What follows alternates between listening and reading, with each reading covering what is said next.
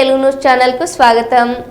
సత్యాగ్రహమే ఆయుధంగా అహింస శాంతి అనే సందేశంతో యావత్ భారత జాతిని ఏకతాటిపైకి తెచ్చి బ్రిటిష్ సామ్రాజ్యంపై పోరాటం చేసి భారతదేశానికి స్వాతంత్ర్యం సాధించి పెట్టిన మహోన్నత వ్యక్తి మన భారత జాతి పిత మహాత్మా గాంధీజీ జయంతి సందర్భంగా పలాస నుండి కాశీబుగ్గ మున్సిపాలిటీ కాశీబుగ్గ బస్టాండ్ వద్ద ఉన్న మహాత్మా గాంధీజీ విగ్రహంకు మాజీ మంత్రివర్యులు సిద్దిరి అప్పలరాజు పూలమాలలు వేసి ఘనంగా నివాళులర్పించారు।